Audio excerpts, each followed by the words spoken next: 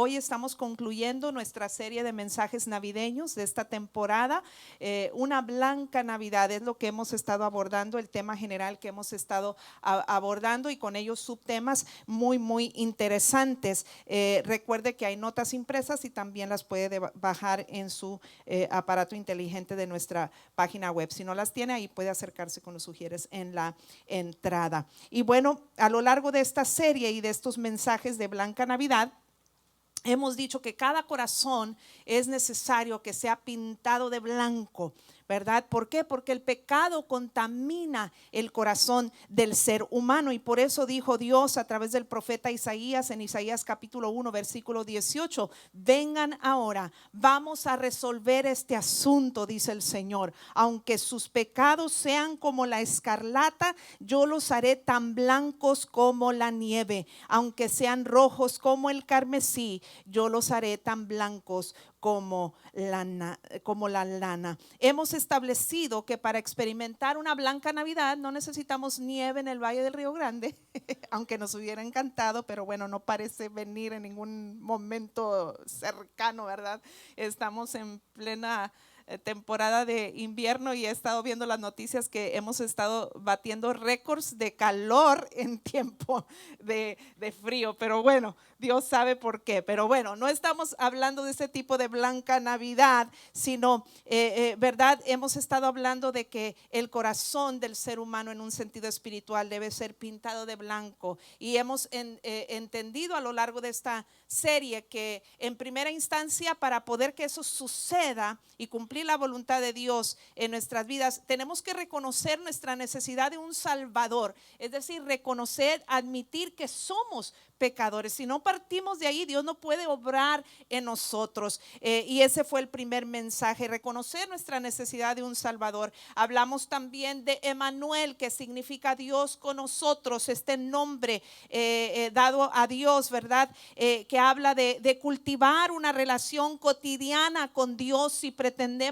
vivir una vida de paz, una vida de seguridad, una vida libre de pecado. También hablamos precisamente de recibir la paz de Dios en nuestras vidas, de sacar la bandera blanca y rendir todas nuestras preocupaciones delante de Dios, delante de Él, ¿verdad? Entender que la paz no es algo, sino alguien, y ese alguien se llama Jesús, amén. Y hoy vamos a hablar de experimentar una blanca Navidad como obteniendo a un cordero, o para experimentar una blanca Navidad necesitamos de un cordero. Por eso hemos titulado el mensaje de hoy: Jesús, el Cordero de Dios. Es indispensable el Cordero de Dios en nuestras vidas si pretendemos experimentar una blanca Navidad. Un cordero que además funja como redentor, que venga a redimirnos de nuestros pecados. Un redentor es aquel que redime a alguien, que rescata a alguien de la esclavitud,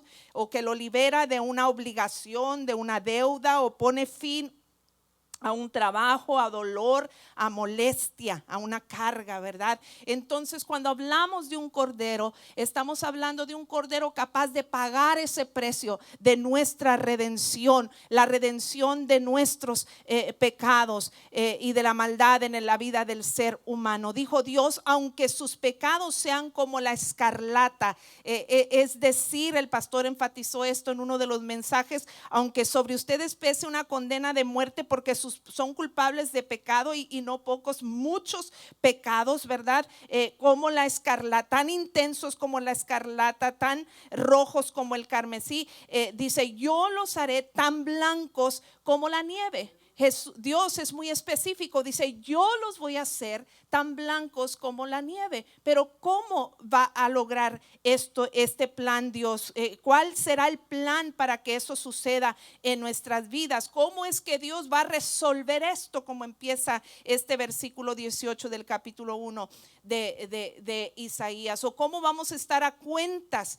Como dice la terminología de este versículo en otra versión. ¿Cómo es que vamos a estar a cuentas, cómo es que vamos a experimentar al Redentor. Bueno, desde el principio Dios tenía bien claro y bien definido su plan. Él nos habría de redimir mediante el Cordero de Dios, que es Jesucristo. Jesucristo sería el pago por nuestra redención, el Cordero que compraría nuestra libertad, que expiaría nuestros pecados. Ahora, ¿qué es expiar? Bueno, la palabra hebrea expiación es kafar, que se traduce como cubrir. Esto sugiere la idea que el acto de expiación se trata de cubrir el pecado. Y a lo largo del Antiguo Testamento encontramos la repetición de sacrificios de animales que se hacían para que al derramar esa sangre y ofrecer ese sacrificio, esa sangre cubriera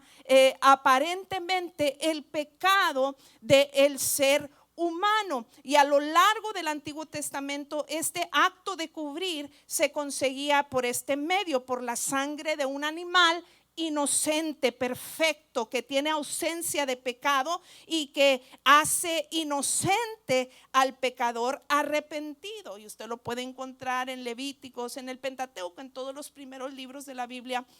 Usted puede encontrar este concepto en la ley de Moisés. Pero antes de la ley de Moisés, la primera referencia a la expiación indirecta que encontramos en las escrituras la encontramos en el libro de Génesis. Cuando Adán y Eva cometen pecado, desobedecen a Dios, toman del fruto prohibido, del árbol prohibido, ellos, ¿qué pasó en ellos? Se despertó, se acabó la inocencia que había en ellos, sintieron vergüenza. ¿Y cuál fue su reacción? Cubrirse. ¿Y qué hicieron? Se hicieron vestimentas con hojas, ¿verdad? Con hojas literales de árbol, de planta, ¿verdad? Se taparon su desnudez, pero Dios los expuso y dijo: ¿qué es esto? Eso no es suficiente. Ese es su intento humano por cubrir su error. Es como ponerle un curita a una herida, pero no significa que esté sana. Entonces, ¿qué hace Dios? Dice: ese no es la cubierta adecuada. ¿Y qué hace? Mata animales para proveer pieles, y a través del derramamiento de sangre Él provee piel para que ellos puedan vestirse adecuadamente y cubrir de alguna manera su desnudez y por ende su vergüenza, esa vergüenza que es consecuencia del pecado, porque el pecado en la vida del ser humano avergüenza. Y desde ahí se introduce por primera vez este concepto de la expiación en la Biblia, y sucesivamente a lo largo de la Biblia vemos este tema abordado una y otra vez, donde una parte inocente carga con el castigo que merecía la parte culpable. Y a lo largo del Antiguo Testamento, como vemos como los sacrificios de animales, en particular en los corderos sin defecto, se utilizaban para este propósito. En el libro de Éxodo, por ejemplo, encontramos en Éxodo capítulo 12, si no me equivoco, encontramos cómo Dios da la orden. Se acuerda que el pueblo de Dios estaba siendo esclavo por los egipcios por muchísimos años, estaban bajo la opresión del gobierno de los egipcios y cansados de esa situación, Dios en su misericordia, verdad, mediante el liderazgo de Moisés, los libera de esa esclavitud y de esa opresión que vivieron por 400 años en Egipto. Y como el faraón no quería dejarlos ir, manda plagas que obliga a faraón a finalmente decirles: váyanse, porque esta maldición que está cayendo sobre los egipcios es terrible. Y manda muchas plagas, y la última fue la plaga de la muerte de los primogénitos. ¿Se acuerda? Entonces esto ya iba a ser el clímax para que faraón pudiera soltar al pueblo de esa esclavitud. Pero el problema era que al venir la muerte podía arrasar también con los primogénitos, el primer nacido de cada casa o de cada familia, también de los israelitas. ¿Y qué fue la orden que Dios les dio? Les dijo que cada familia mate un cordero, y la sangre de ese cordero lo van a ofrecer, ese cordero, a Dios, pero la sangre de ese cordero la van a untar en el marco de la puerta de cada casa. Y cuando vino la plaga de la muerte de los primogénitos a las casas, a Egipto, incluyendo donde estaban radicando el pueblo de Dios, la señal de esa sangre hacía que la muerte pasara por encima de esa casa y ahí no llegaba la muerte a ese hogar, a esa familia, y por eso se llama Passover. Ahí fue la primera ocasión que se estableció la Pascua, donde gracias a la sangre del cordero la muerte sobrepasó esas casas y protegió a esas familias, y de ahí se empezó a celebrar la Pascua. Y después se establece la ley de Moisés, una vez que el pueblo fue libre, y en esa ley también estaba establecido que cada mañana se debía de ofrecer, antes de ofrecer cualquier sacrificio de cualquier índole, porque acuérdense que en la ley de Moisés se ofrecían sacrificios diferentes con diferentes propósitos. Entonces, pero antes, todos los días, antes de ofrecer cualquier sacrificio en el tabernáculo primero y después en el templo, había que ofrecer un cordero sin defecto por la mañana. Y la orden era, al finalizar todos los sacrificios y al terminar el día, en la tarde se tenía que ofrecer otro cordero sin defecto. Es decir, todos los días empezaba con un cordero y todos los días terminaba con un cordero. ¿Cuál era el problema? El problema era que estos sacrificios humanos que se hacían en el Antiguo Testamento jamás eran 100% perfectos, y tampoco eran perfectos los que los ofrecían. Por eso el sacerdote mismo tenía que cargar amarrado en su tobillo campanitas, porque si entraba imperfectamente, indignamente a ofrecer el sacrificio, se moría y nadie podía entrar en el lugar santísimo, y lo sacaban con un mecatito cuando dejaban de sonar esas campanas. Entendían que entró indigno y se moría. ¿Por qué? Porque nadie era suficientemente perfecto, ningún cordero era suficientemente perfecto para expiar el pecado de las personas, para cubrir el pecado que todos hemos heredado como seres humanos. Nacemos con una naturaleza pecaminosa. Si no, dígame, ¿quién le enseña a un niño a echar mentiras? ¿A poco usted se sentó con sus hijos un día, los que somos padres, y dijo: a ver, mijo, mira, así es como vas a empezar a echar buenas mentiras? No, pero llegó el momento en que el niño dijo: yo no fui, mamá. ¿Y fue o no fue? Sí fue, ¿verdad? Y nadie le enseñó o a quién pelearse con el hermanito, con el vecinito, porque hay una naturaleza pecaminosa en nosotros, y no había sacrificio humano, cordero suficientemente perfecto para cubrir nuestro pecado y el de toda la humanidad. Y entonces Dios dice en Isaías 1:18: yo personalmente voy a provocar que esos pecados que son tan rojos como el carmesí o la escarlata, tan intensos como la escarlata, yo voy a hacer que sean blancos. Y este es el plan, y les dio una palabra profética de ese plan, que usted lo puede leer en su totalidad en Isaías 53, pero solo voy a tomar el 6, 7 y 10. Dice: todos nosotros, dijo Dios, les voy a declarar mi plan. Este es mi plan en el futuro. Todos nosotros nos descarriamos como ovejas, cada cual se apartó por su camino, mas Jehová, Dios mismo, cargó en él el pecado de todos nosotros. Angustiado él y afligido, no abrió su boca. Como cordero fue llevado al matadero, y como oveja delante de sus trasquiladores enmudeció y no abrió su boca. Con todo esto, Jehová quiso quebrantarlo, sujetándolo a padecimiento. Cuando haya puesto su vida en expiación por el pecado, verá linaje, vivirá por largos días, y la voluntad de Jehová será en su mano prosperada. Este era el plan, esto era como iba a suceder. Dios mismo se habría de humanar en la persona de Jesucristo. Dios mismo hecho hombre, dando en sacrificio su propia vida para cubrir los pecados de todo ser humano, que eran muchos. Pero que dijo Dios: yo los haré más blancos que la nieve, más blancos que la lana. Yo mismo me ofreceré en rescate por todos, seré su redentor, pagaré el precio de la condena que pesaba sobre nosotros, porque dice la Biblia que la paga del pecado era la muerte. Cada pecador pesa sobre de él una condena de muerte, pero Cristo vino a ser nuestro sustituto y a hacer nuestros pecados más blancos que la nieve. Por eso decimos: una blanca Navidad exige un cordero, exige un cordero. Y aunque pasó mucho tiempo y seguramente el corazón de muchos se había desfallecido, imagínese 400 años de silencio, pero mire cómo el Espíritu Santo orquesta todo perfectamente. El comentario de Caleb, el comentario del pastor esta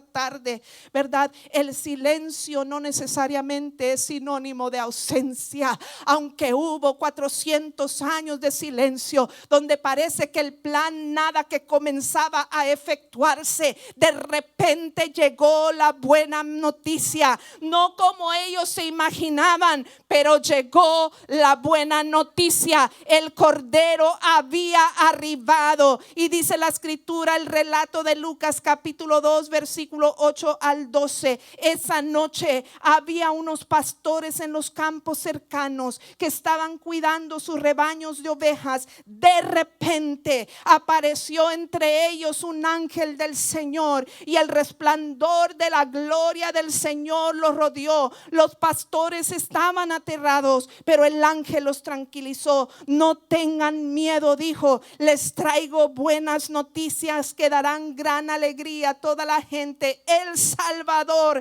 sí, el Mesías, el Señor, ha nacido hoy en Belén, la ciudad de David, y lo reconocerán por la siguiente señal: encontrarán a un niño envuelto en tiras de tela, acostado en un pesebre. Llegó el de repente de Dios. Llegó Dios para ejecutar su plan de una vez y por todas en contra de Satanás, en contra del pecado y el poder del pecado sobre la humanidad. El Cordero de Dios había llegado. El Mesías prometido, el elegido, no llegó como la mayoría lo esperaban, pero lo cierto es que llegó, y que cada detalle de la natividad fue intencional y con propósito. Y esta mañana quiero llevarlos a reflexionar sobre algunos detalles del nacimiento de Jesús que comprueban que Jesús es el Cordero de Dios que quiere pintar nuestros corazones de blanco. La primera reflexión, o la primera pregunta en la que vamos a reflexionar: ¿por qué nació Jesús en Belén? ¿Por qué nació Jesús en Belén? Primero, porque Belén era el lugar que se había profetizado que de ahí habría de venir el Mesías. Dice Miqueas 5:2, el profeta hablando cientos de años antes: pero tú, oh Belén Éfrata, eres solo una pequeña aldea entre todo el pueblo de Judá. No obstante, en mi nombre saldrá de ti un gobernante para Israel, cuyos orígenes vienen desde la eternidad. Había sido profetizado que era de Belén que el Cordero de Dios habría de venir. Entonces, el que fuera en Belén es simplemente corroborar que esto es cierto, ¿verdad? Que la profecía era cierta, era el cumplimiento de la profecía. ¿Por qué en Belén? Belén era la ciudad donde nació David, era conocida como la ciudad de David. Literalmente allí había nacido el rey David. José, el padre terrenal de Jesús, era descendiente de David, y por eso tuvo que ir a Belén a ser contado en el censo, porque esa era la ley, que cada uno tenía que regresar a su lugar de origen para ser empadronado. Y él era descendiente de David. Y ¿verdad? Por ende, Jesús habría de ser también descendiente de David. La profecía lo decía, múltiples profetas lo dijeron, incluyendo el profeta Isaías, capítulo 9, versículo 7 de Isaías, profetizó que el Mesías sería descendiente de David. Entonces, otro cumplimiento de esa profecía. Ahora, esto era revelante porque de Belén salió un rey. David, de Belén salió un rey, pero también de Belén habría de salir el rey de reyes, el Señor de señores, que su trono no tendría fin. El de los demás reyes tuvo principio y fin, pero el trono de nuestro Señor Jesucristo venía a ser perpetuo, a establecer que Él era el Rey de reyes y Señor de señores. Pero además de eso hay algo aún más interesante. Belén era la ciudad de los pastores. Recuerda, David nació en Belén, y Belén y sus alrededores, por sus características geográficas y geológicas, se prestaba para la crianza de los corderos, para cuidar de las ovejas, para el oficio de pastor. Si recuerdas, el primer oficio de David antes de ser rey era ¿qué? Ser pastor de ovejas, de las ovejas de su padre. De ahí lo llamó Dios a ser rey del pueblo de Dios. Ese era el primer oficio, porque esta era una región conocida por ser una ciudad de pastores. Belén era un pueblo donde la gente se dedicaba a pastorear ovejas, y por ende Belén también era conocido como la ciudad de los corderos o de las ovejas. ¿Va viendo dónde estamos yendo? El Cordero de Dios. Belén era una ciudad de corderos. Por su cercanía con Jerusalén, Belén solo está aproximadamente 6 millas de distancia de Jerusalén. Entonces, por su cercanía con Jerusalén, en Belén radicaban los pastores levíticos. Los pastores que estaban a cargo de cuidar los corderos, que recuerde se tenían que ofrecer todos los días sin defecto, primogénitos, en el principio y el final de cada día en el templo en Jerusalén. Entonces Belén era la ciudad de los corderos. Guarde eso en su mente. Belén era una ciudad pequeña y aparentemente insignificante. Esto comenzaba a apuntar que el Cordero de Dios vendría a beneficiar a todos sin acepción de personas. No cabe duda que el Espíritu Santo estaba orquestando todo perfectamente. No quería que quedara lugar a dudas de que Jesús era el Mesías, que Belén era la ciudad de David, y que el hecho que él naciera ahí daba autenticidad a la profecía. El Espíritu Santo no quería que quedara duda de que Jesús era el Cordero de Dios que venía para beneficiar a todos. Por eso en Belén, una ciudad pequeña, por eso en Belén una ciudad de pastores, por eso en Belén una ciudad de corderos. Ahora, la segunda pregunta: ¿por qué se anunció el nacimiento de Jesús a los pastores? Dios escogió que los pastores fueran los primeros en recibir el anuncio del nacimiento de Jesús. ¿Por qué? Porque los pastores eran pecadores. Estos se consideraban la escoria de la sociedad. El oficio de pastor era para la gente del vulgo, gente pecadora. Sobre ellos pesaba esa condena de muerte, porque la paga del pecado es muerte. Los pastores además eran del círculo de la gente más pobre de la sociedad. Los pastores eran del pueblo oprimido por el imperio romano. Eran parte de ese grupo, y aunque inicialmente aterrados por la visita de aquel ángel con el anuncio, imagínate la emoción de aquellos hombres una vez que escucharon el anuncio del ángel, que les dijo, pero el ángel los tranquilizó. No tengan miedo, dijo, les traigo buenas noticias que darán gran alegría a toda la gente. El Salvador, sí, el Mesías, el Señor, ha nacido hoy en Belén, la ciudad de David, y lo reconocerán por la siguiente señal: encontrarán a un niño envuelto en tiras de tela, acostado en un pesebre. Quizás quizás tú y yo, si hubiéramos recibido ese anuncio de ese ángel, no hubiéramos comprendido todos los detalles del nacimiento de Jesús. Pero estos hombres, estos pastores, todo cobraba sentido. Eran pastores hundidos en la opresión, en la pobreza, en el pecado, y el anuncio era uno de esperanza y de gran gozo en sus corazones. Ellos entendían perfectamente la terminología del ángel, eran términos de su oficio. Supieron enseguida que el Cordero perfecto había arribado para expiar sus pecados, para salvarlos, además de toda su problemática humana, de una vez y por todas. Muy pronto ya no sería necesario cuidar de aquellos corderos con esmero y en el intento de expiar sus pecados, y que se ofreciera un sacrificio digno de borrar su maldad, sus errores, de solucionar sus problemas. Ahora Jesús había venido para ser el sustituto y el Cordero de Dios que quita el pecado del mundo.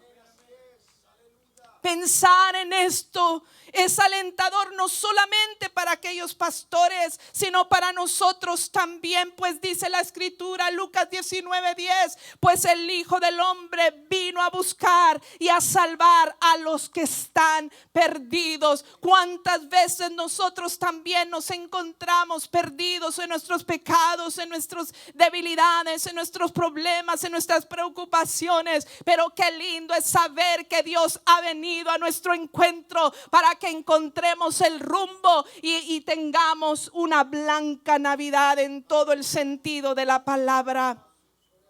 Así que no es de extrañarse que los pastores salieron de inmediato emocionados a conocer el Mesías. Lucas 2:16, fueron deprisa a la aldea y encontraron a María y a José, y allí estaba el niño acostado en el pesebre. Los pastores encontraron al niño tal como el ángel les había dicho.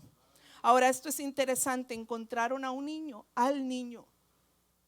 Dios podría haber llegado a este mundo. Mire, fueron 33 años después de su nacimiento que Él murió en la cruz.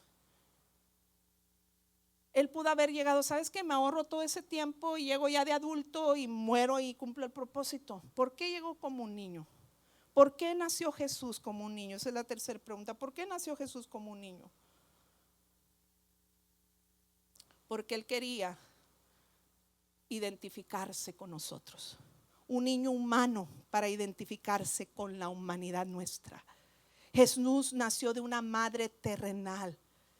Jesús nació de una madre terrenal.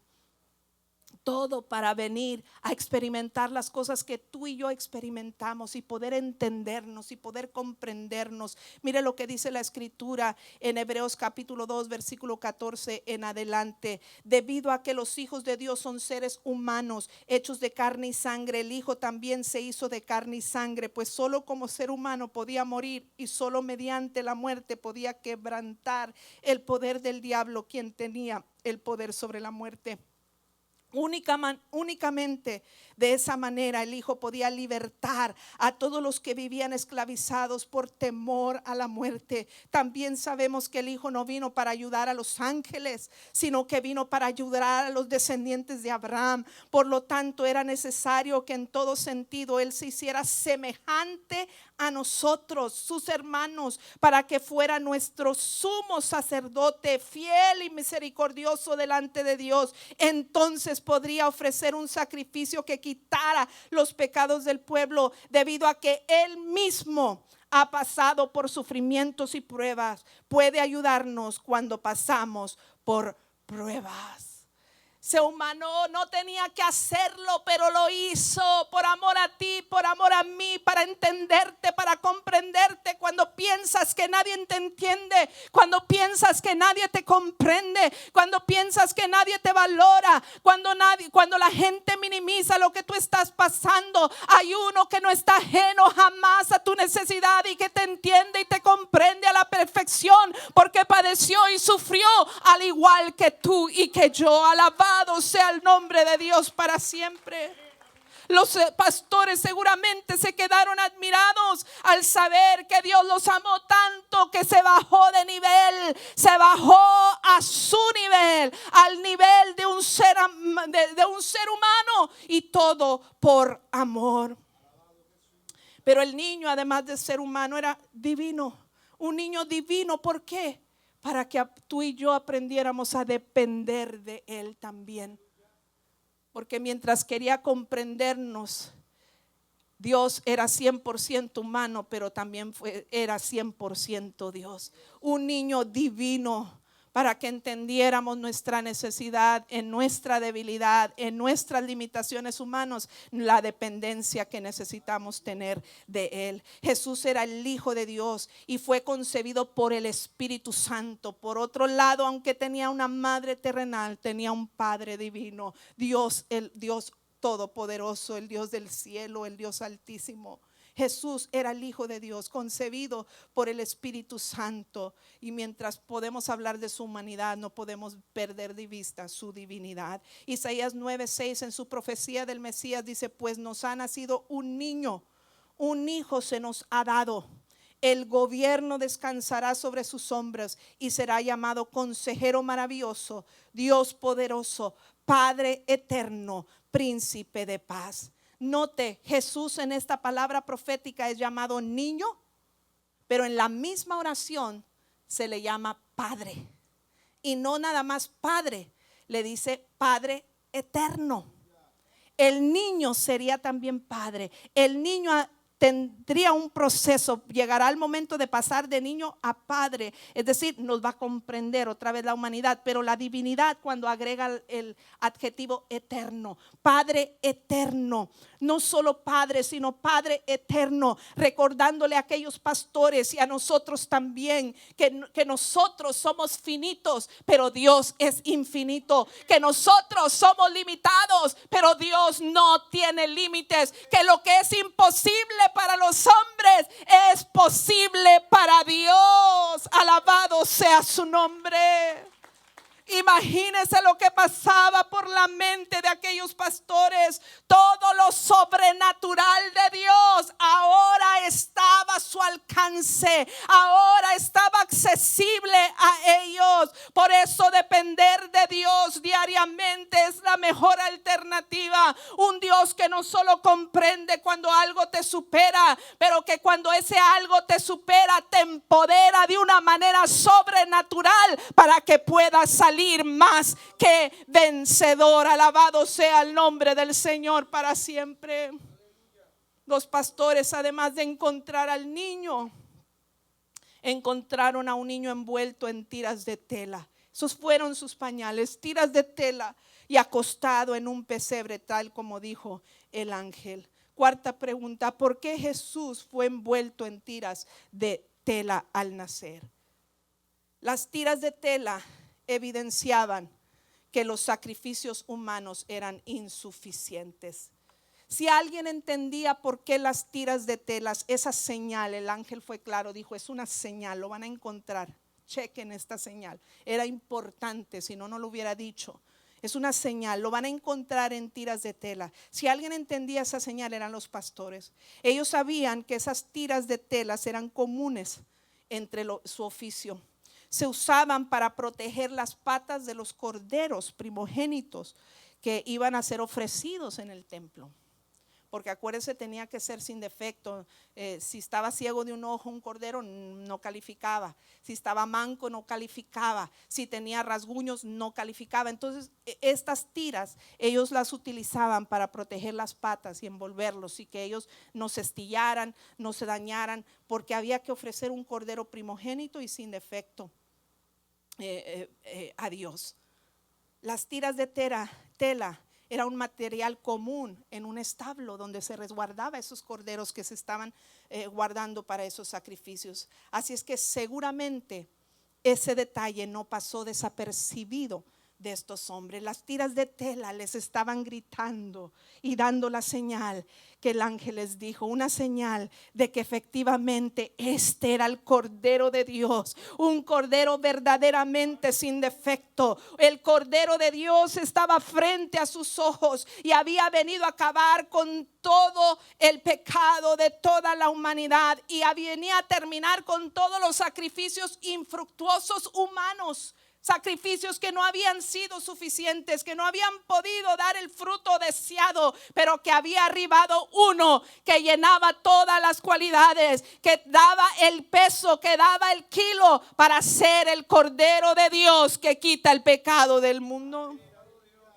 La ley no había sido suficiente para ayudar a estos pastores. Solo Dios podía salvarlos. Y este niño que estaba frente a sus ojos era Dios mismo encarnado. Y eventualmente daría su vida en rescate por toda la humanidad. Dice la escritura en Hebreos capítulo 9 versículo 12 en adelante. Con su propia sangre, no con la sangre de cabras ni becerros, entró en el lugar santísimo una sola vez y para siempre. Y aseguró nuestra redención eterna. Bajo el sistema antiguo, la sangre de cabras y toros y las cenizas de una novilla podían limpiar el cuerpo de las personas que estaban ceremonialmente impuras. Imagínense cuánto más la sangre de Cristo nos purificará la conciencia de las acciones pecaminosas para que adoremos al Dios viviente, pues por el poder del Espíritu eterno Cristo se ofreció a sí mismo a Dios como sacrificio perfecto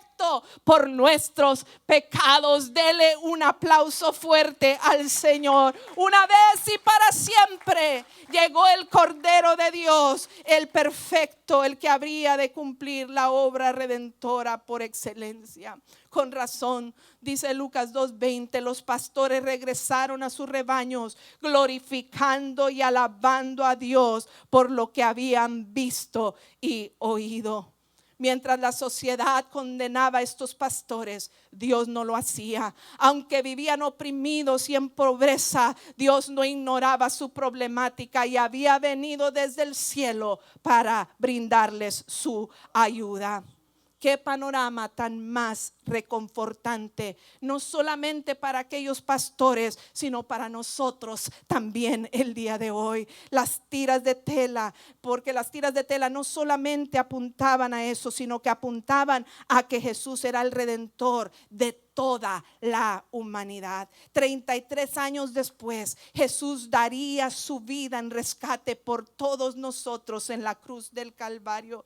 Y aquellas tiras de tela que fueron los pañales de Jesús eran la señal que un día Jesús volvería a ser envuelto en tiras, pero ahora tiras de lino, tiras de sepultura, dando por sentado que el precio se había pagado, la deuda del pecado estaba saldada. Jesús murió por los pecados de toda la humanidad. Dice Juan 19:40, de acuerdo con la costumbre de los entierros judíos, envolvieron el cuerpo de Jesús untado con las especies en largos lienzos de lino. El hecho de que lo hayan envuelto, no se equivocaron, como algunos dicen, es que Jesús no estaba muerto, nomás estaba desmayado o algo por el estilo. No, lo envolvieron porque estaba 100% muerto. Y esas tiras, esos lienzos daban evidencia, se pagó el precio. La paga del pecado era la muerte, pero bendito sea Dios por el amor que tuvo para contigo y conmigo, que ni tú ni yo tuvimos que pagar nuestra condena. Él fue nuestro sustituto y los lienzos decían: la cuenta está saldada, tú estás libre de culpa y por ende de todas sus consecuencias. Alabado sea el nombre del Señor para siempre.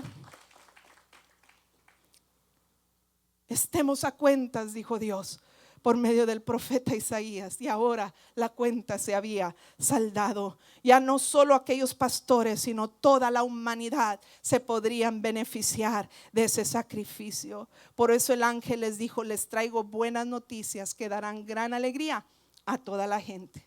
No nada más a algunos, a toda la gente. El Cordero de Dios no solo sería para beneficio de los pastores, sino para nosotros también. En su muerte tú y yo es que obtuvimos vida. En su muerte tú y yo obtuvimos no solamente vida, sino vida eterna. Y las tiras de tela serían garantía de esa vida eterna. Porque nadie paga un precio de un rescate para dejar a su amado abandonado. Nadie va a pagar el rescate de un secuestrado quien ama mucho, para después decir, quédate con el dinero y también quédate con la víctima. No, nadie paga el rescate para luego abandonarlos. Jesús no pagó el rescate para abandonarnos. Jesús no se quedó en aquella tumba. Hay una esperanza. Jesús no se quedó en aquella tumba. Él resucitó al tercer día. Y mientras la paga del pecado es muerte, dice, el regalo de Dios que Dios nos da es la vida eterna por medio de Cristo Jesús nuestro Señor. Él pagó la deuda y nos dio como consecuencia vida, y vida en abundancia, y vida eterna también. Somos candidatos a la vida eterna gracias a Jesús, el Cordero de Dios. Y esas tiras eran nuestra garantía que Dios no nos estaba dejando en el abandono. Pagó el precio y nos llevaría de gloria en gloria y de triunfo en triunfo. Las tiras de tela además posteriormente serían testimonio de que el Cordero venció de una vez y por todas el poder del pecado, el poder de Satanás, y por ende le fue dado nombre que es sobre todo nombre. Jesús no se quedó en la tumba atado con esas tiras. Al tercer día rompió las tiras que lo ataban, y las tiras de tela quedaron como evidencia que Él era el Cristo, que Él era el enviado de Dios, que Él era el Mesías, que Él era el Cordero que quita el pecado del mundo, porque había resucitado. Mire lo que dice la Escritura en el Evangelio según San Juan. Dice la Escritura en el versículo 3 en adelante de Juan 20: Pedro y el otro discípulo se dirigieron a la tumba después de que Jesús resucitó y se corrió la voz de que el cuerpo de Jesús ya no estaba en la tumba. Dice: Pedro y otro discípulo se dirigieron a la tumba. Ambos iban corriendo, pero el otro discípulo corrió más aprisa que Pedro y llegó primero a la tumba. Se agachó a mirar adentro y vio que los lienzos de lino apoyados allí, pero no entró. Luego llegó Simón Pedro y entró en la tumba. Él también notó los lienzos de lino allí, pero el lienzo que había cubierto la cabeza de Jesús estaba doblado y colocado aparte de las otras tiras. Entonces el discípulo que había llegado primero a la tumba también entró y creyó, porque hasta ese momento aún no había entendido las Escrituras que decía que Jesús tenía que resucitar de los muertos. Alabado sea el nombre del Señor por esas tiras que fueron primero los pañales de Jesús y después se convirtieron en evidencia de que efectivamente Él era el Mesías, que no había lugar a dudas. Este era el Rey de Reyes y Señor de Señores, que había vencido contundentemente a Satanás y el poder del pecado sobre la humanidad. Satanás pensó que le había dado la estocada final a Jesús cuando muere en la cruz, pero ya se había profetizado desde el principio. La primera profecía de lo que Jesús iba a hacer del Cordero de Dios, Génesis 3:15: pondré enemistad entre tú y la mujer, le dijo Dios a la serpiente, a Satanás. Pondré enemistad después de que hizo caer a Adán y a Eva. Pondré enemistad entre tú y la mujer, entre tu simiente y la de ella. Su simiente te aplastará la cabeza, pero tú le herirás en el talón. Es decir, de la simiente de una mujer van a ser el que te va a aplastar la cabeza, porque mientras tú le diste un golpe en el talón, no fue un golpe de muerte. Tú creías que era la estocada final, pero no lo fue, porque Dios todavía tenía un plan más excelente que el del enemigo, y era que al tercer día habría de resucitar, aplastándole la cabeza a Satanás de una vez y por todas, dándole la estocada de muerte a él de una vez y por todas. Ahora, esto le hacía acreedor de un nombre que es sobre todo nombre. Le daba las credenciales a Jesús de decir: soy el Cordero de Dios que quita el pecado del mundo, y soy Rey de Reyes y Señor de Señores. Ahora, se cree que solo las familias distinguidas envolvían a los bebés. Los demás solo los dejaban desnudos cuando nacían. Aunque en un pesebre los trapos apuntaban al nacimiento no solo del Cordero de Dios y el Salvador, sino del Rey de Reyes y Señor de Señores. Es Cordero, sí, pero también es Rey de Reyes y Señor de Señores. Es Cordero, sí, cayó e inmudeció su boca, pero también es el león de la tribu de Judá, que al tercer día resucitó y rugió más fuerte que nunca. Y si tú y yo dependemos de él 24/7, podremos experimentar ambas cosas: la quietud del Cordero, la bendición del Cordero, pero también la mano fuerte y poderosa de Dios cada vez que sea necesaria en nuestras vidas. Alabado sea el nombre del Señor. No te dejes engañar por el silencio. Llegará tú de repente el Cordero de Dios que quita el pecado del mundo, pero también el león de la tribu de Judá, que te hace más que vencedor en cualquier problemática que tú puedas experimentar. Las tiras de tela eran evidencia de esto. Dice Filipenses 2:9-11: por eso Dios lo exaltó hasta lo sumo y le otorgó el nombre que está sobre todo nombre, para que ante el nombre de Jesús se doble toda rodilla en el cielo y en la tierra y debajo de la tierra, y toda lengua confiese que Jesucristo es el Señor, para gloria de Dios Padre. Las tiras de tela deben invitarnos a reconocer y darle la gloria al Dios que es y está por encima de todo y de todos. Y permítame abordar la última pregunta a manera de conclusión: ¿por qué Jesús fue acostado en un pesebre? ¿Por qué Jesús fue acostado en un pesebre? Pesebre era un objeto que hablaba de pobreza. Era un objeto que se usaba para alimentar a los animales, donde se ponía el alimento de los animales. Se podría decir un lugar sucio también. Hablaba de la humildad de Jesús al bajarse a ese nivel, que su cuna fuera un pesebre. Dice 2 Corintios 8:9, la traducción lenguaje actual: ustedes saben que nuestro Señor Jesucristo era rico. Estaba en el cielo, en su trono, siendo Dios. Era rico, pero tantos los amó a ustedes, que vino al mundo y se hizo pobre, para que con su pobreza ustedes llegaran a ser ricos. ¿Y cómo va a suceder eso? Recibir toda la riqueza de lo que Dios hizo por amor a nosotros. Que tu corazón sea un pesebre esta mañana o esta tarde. Cada corazón es un pesebre, y es nuestra decisión aceptar o rechazar a Jesús en nuestro corazón. Es nuestra decisión. Jesús ya hizo lo suyo. Mire, dice el versículo 1, el capítulo 29 del capítulo 1 de Juan. Juan el Bautista, el que preparó el camino para Jesús, para el Mesías, para la obra redentora. Cuando vio a Jesús y tuvo un encuentro con él, porque el único encuentro que se registra en la Biblia que había tenido Juan el Bautista con Jesús era cuando María, embarazada, llegó a la casa de Elizabeth, y Elizabeth, estando embarazada de Juan el Bautista, el bebé en el vientre saltó de alegría. Eso también tiene significado, pero es otro mensaje. Eran los sacerdotes que daban fe y legalidad de que un cordero era digno de ser ofrecido en sacrificio. Él venía de linaje sacerdotal. Dio la aprobación. Bueno, es otro mensaje.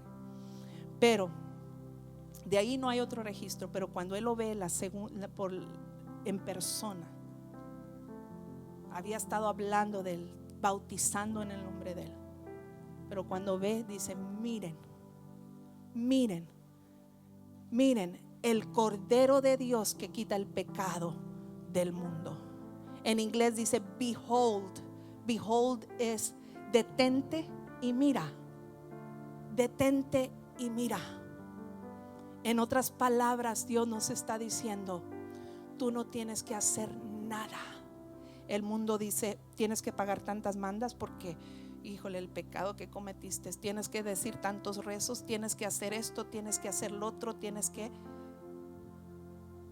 Dice Dios, miren y vean, tú no tienes que hacer nada, no es por méritos, dice la Biblia, para que nadie se gloríe. No se trata de lo que tú y yo podamos hacer o no hacer. Se trata de lo que Él quiso, porque no tenía que, pero Él quiso dar su vida en rescate por ti y en rescate por mí. Mira el panorama. Tratemos de visualizar todos aquellos sucesos. Mira ese panorama. ¿Cómo no valorarlo? ¿Cómo no corresponder a tan grande amor que Dios ha tenido para con nosotros? Es triste imaginar que viendo ese panorama, o que la gente no se detenga a ver ese panorama y rechaza a Jesús. Detengámonos nosotros, miremos el Cordero de Dios que quita el pecado del mundo, no porque lo merezcas, simplemente porque te ama. Ponte de pie mientras concluyo. Es por amor, iglesia. Notémoslo, detengámonos a verlo, detengamos a observar el despliegue de tanto amor, y que eso nos invite a corresponder a ese amor, diciendo: Señor, yo no seré de los que te rechazan, yo seré de los que abren el pesebre, seré del que abre el corazón y decimos: Señor, entra en mi corazón. Pero es tu decisión, Él ya hizo lo suyo. Es tu decisión aceptar o rechazar.